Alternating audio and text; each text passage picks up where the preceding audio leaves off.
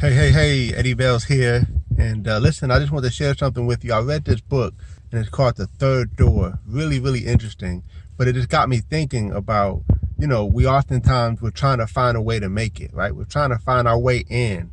And I remember back in my clubbing days where, I never liked to stand in the line. I always had some kind of VIP hookup and I got to skip the line. Oh, I tell you, it felt so good skipping everybody and going into the front. But that only usually happened if you knew somebody.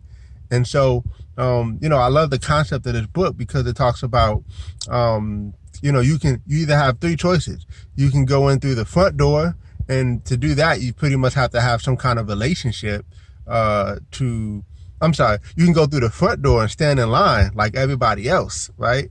And that takes forever and that's boring, right? That's average and we don't want to do that.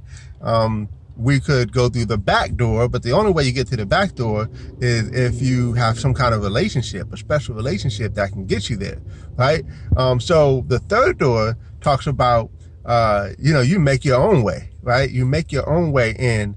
And, maybe you've been looking for ways to make it in life and you just need a third door, like a way to make it in.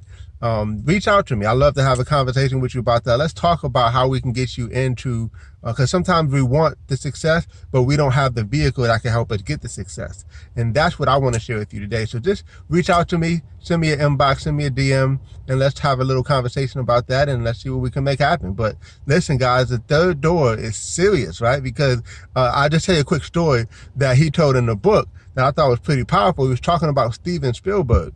And Steven Spielberg wanted to be, in the film business, but he didn't know anything really in terms of, he didn't have connections and he wasn't trying to wait forever to make those connections. So what did he do? Well, he took a tour bus to Disney, right? And then he got off and went to the bathroom and stayed in the bathroom until the bus left.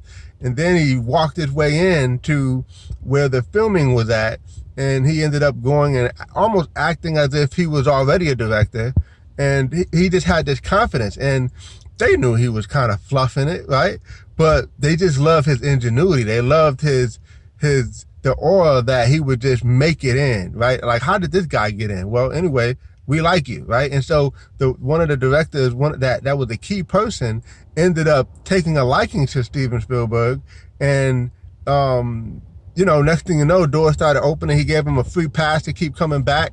And next thing you know, look at what Steven Spielberg's. Now, don't get me wrong. It took some work.